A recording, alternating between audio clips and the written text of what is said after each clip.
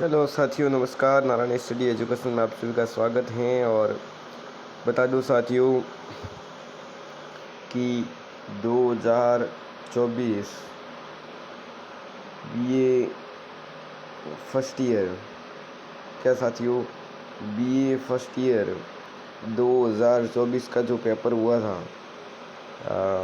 Regular और private दोनों के लिए सेम था। और ये जो पेपर हैं वो अपने हिस्ट्री का जो पेपर है, क्या है साथियों, हिस्ट्री का पेपर है।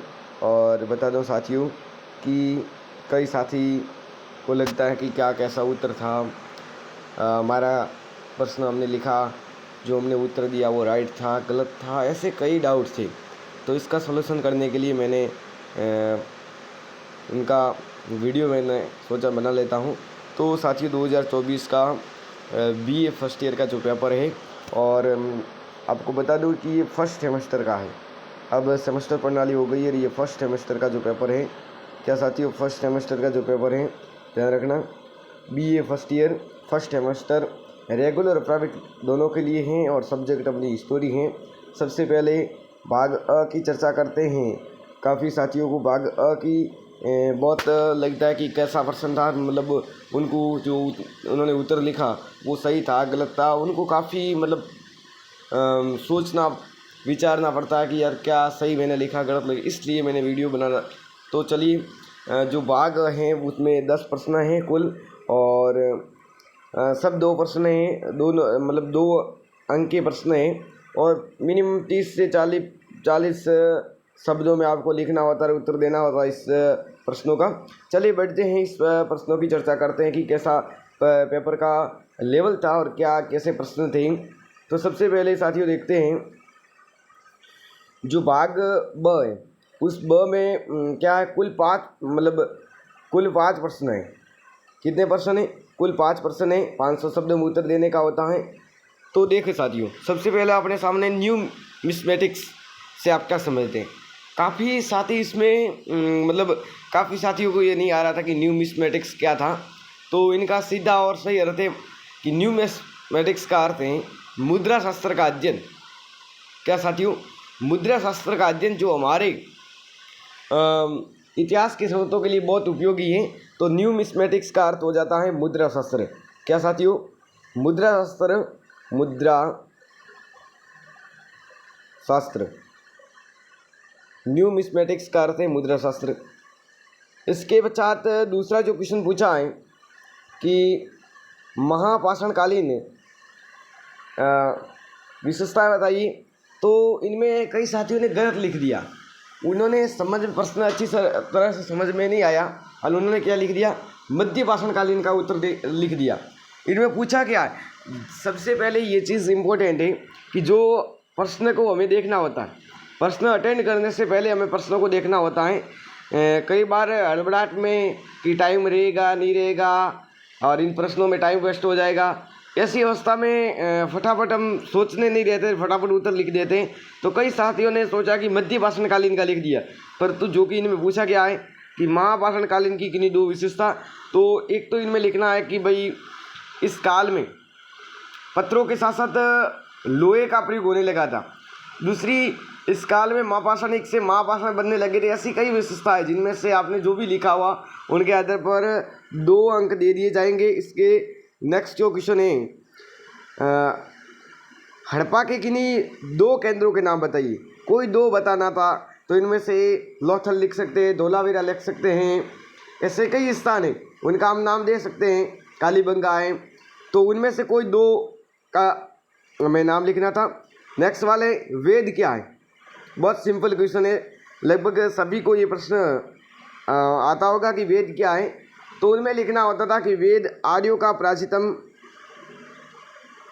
ज्ञान है उसमें, और वेदों के नाम लिखने थे कि वेद कितने हैं, और वेद शब्द हैं वो किस धातु से बना है। तो विद धातु से बना है, और जिसका अर्थ होता है ज्ञान प्राप्त करना। क्या साथियों, ज्ञान प्राप्त करना, ज्ञान प्राप्त करना, ये जो अर्थ होता है। और उनके साथ लिखना है कि आर्यों का प्राचीनतम ज्ञान, इसमें प्राचीनतम ज्ञान है और फिर इनके कौन कौन से मतलब वेद हैं उनके नाम लिखने थे। इसके बाद जो प्रश्न पूछा कि किस जैन ग्रंथ में 16 महाजनपदों का उल्लेख मिलता है। जो 16 महाजनपद है, मगध हैं, कोसी है, कौशल हैं, अंग, ऐसे कई जनपद है मतलब महाजनपद है, उनकी महाजनपदों की हमें जानकारी जैन ग्रंथ में कौन से ग्रंथ में हमें मिलता है जानकारी। तो किस जैन ग्रंथ में 16 महाजनपदों का उल्लेख मिलता है। तो साथियों इनमें सिंपल था कि भगवती सूत्र में इनमें उल्लेख मिलता है। और पूछ ले बौद्ध धर्म का तो अंगुत्तर निकाय, और पूछ ले हिंदू धर्म में तो इसमें पाणिनि की अष्टाध्यायी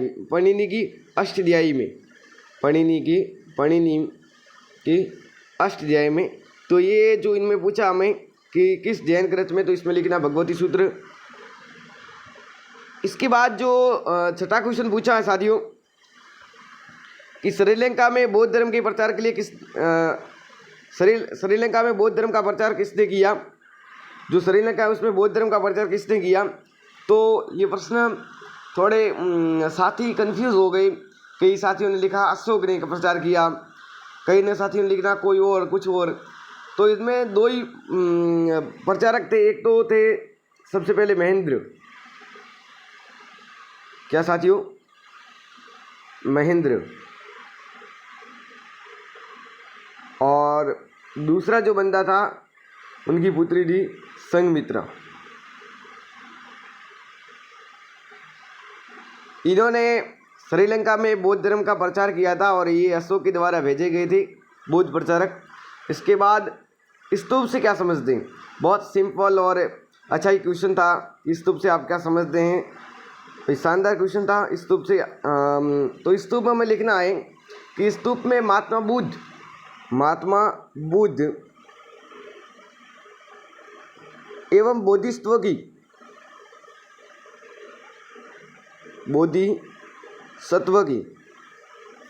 कुछ अवशेष रखे जाते हैं, या लिख सकते हैं कि बौद्ध धर्म से जुड़े हुए कुछ अवशेष रखे जाते हैं जिन्हें स्तूप कहते हैं। और लगभग अशोक जो सम्राट था उन्होंने 84,000 स्तूप बनवाए थे। कितने हजार, 84,000 स्तूप बनाए थे। तो इस प्रकार लिख दिया होगा। कापालिक किस धर्म से संबंधित है। तो कापालिक जो है, 8वां क्वेश्चन है, बहुत शानदार क्वेश्चन था कि कापालिक जो किस धर्म से संबंधित है। तो कापालिक है वह हिंदू धर्म, या कह सकते हैं हिंदू धर्म लिखा हो तो भी राइट है। और जो मुख्य इनका उत्तर था वो शैव धर्म था कि कापालिक है वो शैव धर्म से जुड़ा हुआ था। किस धर्म से, शैव धर्म से जुड़ा हुआ था। तो इन दोनों में से किसी एक लिखा है। वैसे तो प्राथमिकता शैव धर्म को दी जाती है, परंतु हिंदू लिखा तो भी मिल जाएगा आपको नंबर, कोई टेंशन की रहने की आवश्यकता नहीं है। इसके बाद जो प्रश्न आया, 9वां जो क्वेश्चन आया है, इनमें पूछा गया है कि भाई प्रथम गुप्त शासक कौन था। इनमें साथी हड़बड़ आ गई कि यार प्रथम गुप्त शासक, कई ने लिख दिया सरीगुप्त। क्या लिख दिया, सरीगुप्त। तो ये गलत है, उसका आंसर गलत है। इनमें पूछा है प्रथम गुप्त शासक कौन था। तो प्रथम जो गुप्त शासक है वो था चंद्रगुप्त प्रथम। क्या साथियों, चंद्रगुप्त प्रथम, चंद्रगुप्त फर्स्ट, ये प्रथम गुप्त शासक था। कोई टेंशन लेने की जरूरत नहीं है। हालांकि गलत लिखा तो कोई बात नहीं, एक आध प्रश्न हो जाता है इतने प्रश्नों में। फिर नेक्स्ट जो 10वां क्वेश्चन पूछा है कि गुप्तकालीन 2 मंदिरों के नाम बताइए। जैसे एक तो लिख सकते हैं भित्री गांव का मंदिर, एक बना हुआ सांची में देवगढ़ दशावतार का मंदिर, सांची में देवगढ़ में बना हुआ दशावतार का मंदिर। इसके अलावा ऐसे कई मंदिर है जो गुप्त काल के हैं। एक और था जैसे पार्वती का मंदिर। तो इस प्रकार जिन्होंने इसका उत्तर देने का प्रयास किया होगा तो उनको नंबर अंक दे दिए जाएंगे। इसके बाद यूनिट फर्स्ट और पार्ट बी यूनिट फर्स्ट, पहला ही प्रश्न पूछा कि प्राचीन भारत के इतिहास के स्रोत के रूप में पुरातात्विक स्रोतों का वर्णन कीजिए। बहुत शानदार क्वेश्चन था भाई और बढ़िया लेवल का क्वेश्चन था। ये लगभग सभी को प्रश्न आता होगा। पुरातत्व साधन स्रोत में क्या लिखना होता है। जैसे सबसे पहले आप हमेशा बीए के एग्ज़ाम में इंट्रो देने का प्रयास कीजिए कि क्या चीज़ होती है। मतलब पुरातात्विक का पूछा है तो पुरातात्विक आप इंट्रो दीजिए कि ऐसे जो स्रोत जो हमें ज़मीन या फिर उत्खनन के माध्यम से प्राप्त होते हैं, जो इतिहास के निर्माण में बहुत सहायक होते हैं, उसे पुरातात्विक स्रोत कहते हैं। इस प्रकार जब इंट्रो देते हैं उनको हम बताते हैं। कुछ डायरेक्ट जब साथी उत्तर देने का प्रयास करते हैं तो उनके अंक काट दिए जाते हैं। तो थोड़ा इस बीए की कॉपी में ध्यान रखने की आवश्यकता होती है कि आप थोड़े पहले इंट्रो दो, थोड़े प्रश्नों को अच्छे से अटेंड करने का प्रयास करो।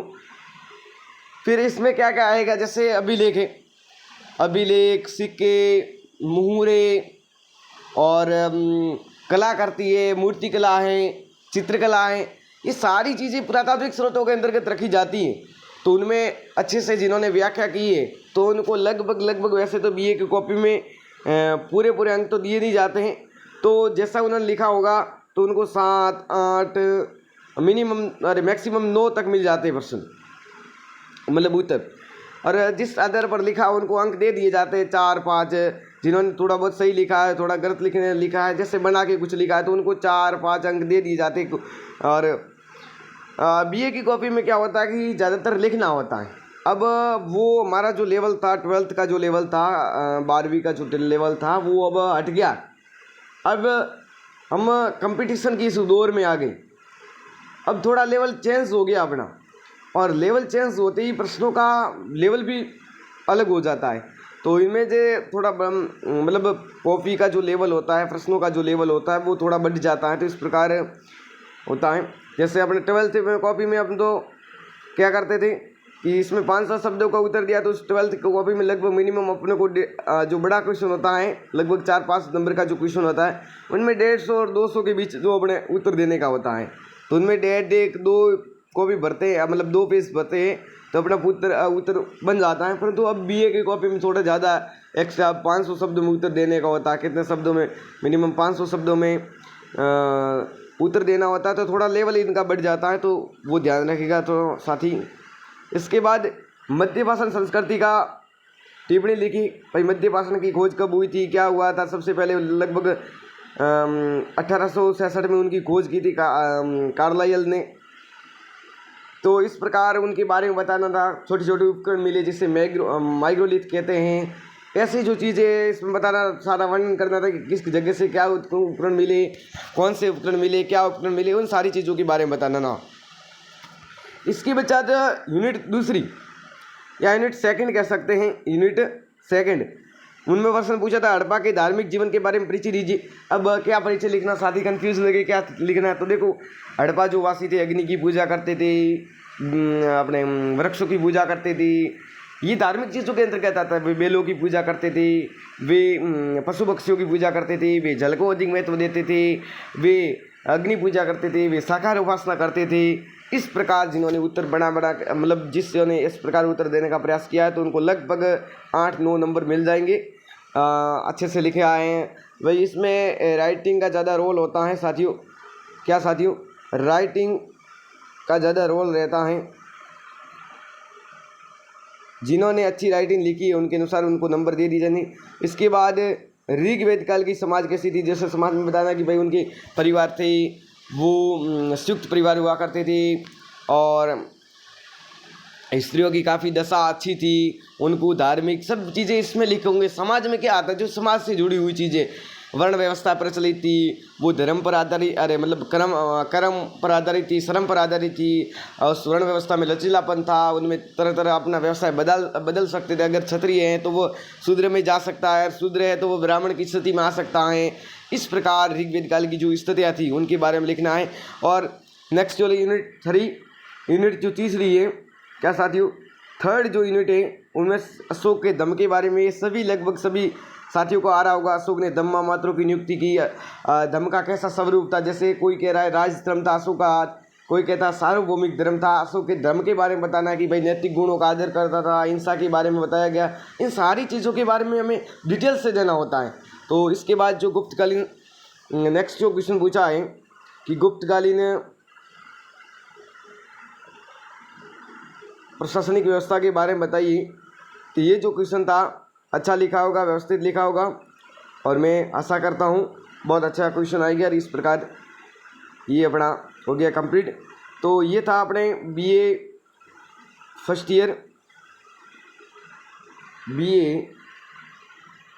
ईयर का सॉल्यूशन था।